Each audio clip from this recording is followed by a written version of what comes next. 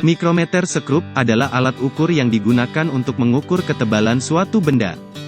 Namun, ketebalan benda yang dapat diukur dengan mikrometer itu terbatas. Seperti yang Anda lihat, mikrometer ini memiliki jangkauan pengukuran maksimal 25 mm. Salah satu yang membedakan mikrometer dengan alat ukur lainnya ada pada ketelitiannya yang mencapai 0,01 mm. Lalu bagaimana cara menggunakannya? Simak video berikut. Bagian mikrometer sekrup.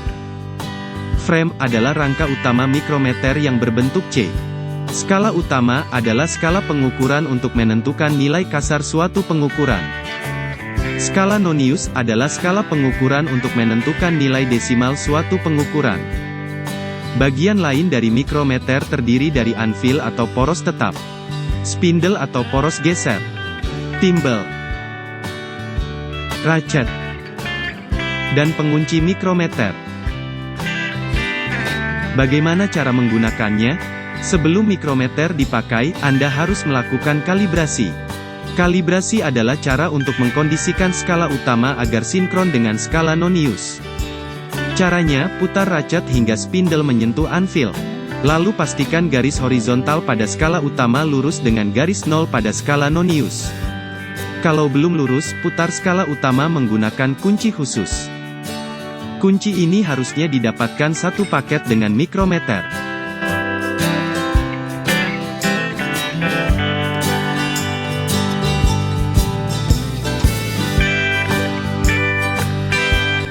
Apabila garisnya sudah lurus, Anda bisa gunakan mikrometer untuk mengukur.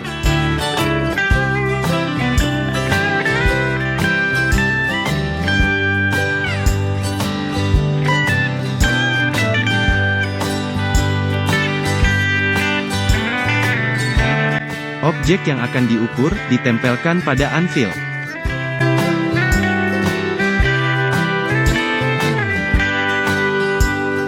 Lalu putar ratchet hingga spindle bergeser menjepit objek yang akan diukur.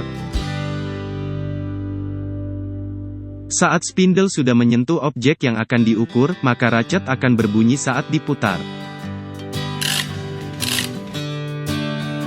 Setelah itu, putar kunci mikrometer untuk menjaga spindle tidak berubah posisi. Langkah berikutnya baca hasil pengukuran. Untuk membaca hasil pengukuran mikrometer, pertama cari dulu nilai kasar pengukuran.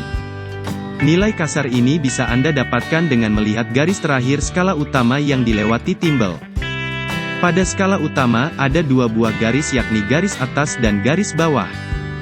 Setiap garis memiliki nilai 1 mm baik yang atas atau bawah. Namun kalau Anda perhatikan, posisi garis bawah itu ada di tengah dua garis atas. Itu karena garis yang ada di bawah menunjukkan nilai pertengahan dari garis yang ada di atasnya.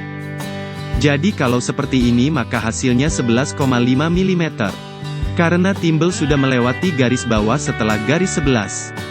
Selanjutnya mencari nilai desimal. Untuk mencarinya Anda perlu tahu tentang skala nonius. Skala nonius memiliki 50 garis di mana setiap garis memiliki nilai 0,01 mm. Jadi untuk mencari nilainya, Anda cukup melihat garis mana yang paling lurus dengan garis horizontal pada skala utama. Pada pengukuran ini, garis yang paling lurus adalah garis 46 artinya nilai desimalnya 0,46 mm. Lalu tambahkan nilai kasar dan nilai desimalnya, maka Anda akan mendapatkan hasil 11,96 mm.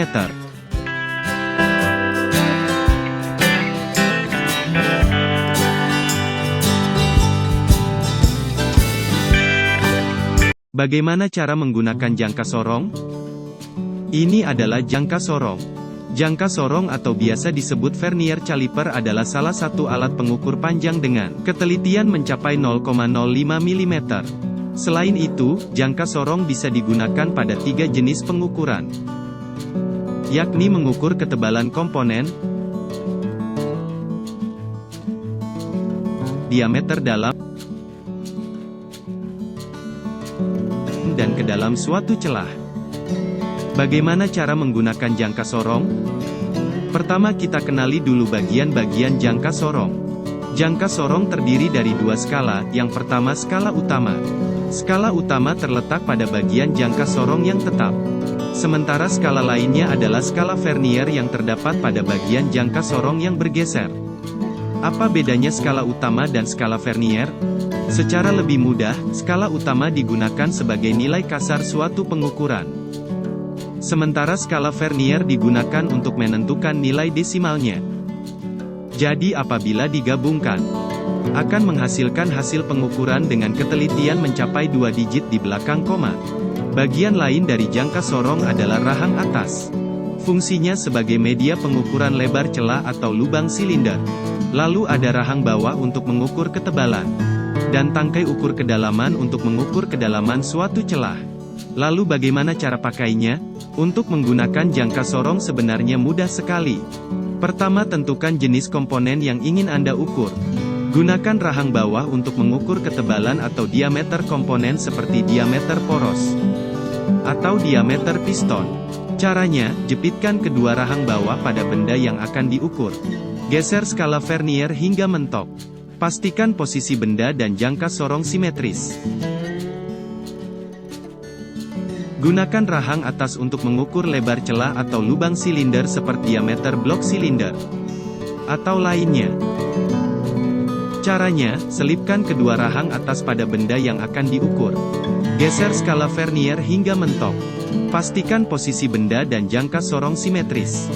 Gunakan tangkai ukur kedalaman untuk mengukur kedalaman suatu celah seperti kedalaman thread ban atau ketebalan kampas rem. Caranya, masukkan tangkai ukur pada celah yang akan diukur. Geser skala Vernier hingga tangkai menyentuh dasar celah. Pastikan posisinya simetris. Setelah itu, kencangkan pengunci skala Vernier untuk mengunci skala Vernier agar tidak bergeser. Terakhir, baca hasil pengukuran. Untuk membaca hasil pengukuran jangka sorong, pertama cari nilai skala utamanya. Caranya, cari garis terakhir pada skala utama yang telah dilewati garis 0 pada skala Vernier. Lalu catat hasilnya. Kemudian cari nilai desimalnya. Caranya cari garis yang paling lurus antara skala Vernier dengan skala utama. Garis itulah yang jadi acuan nilai desimal. Terakhir, tambahkan nilai kasar dengan nilai desimalnya.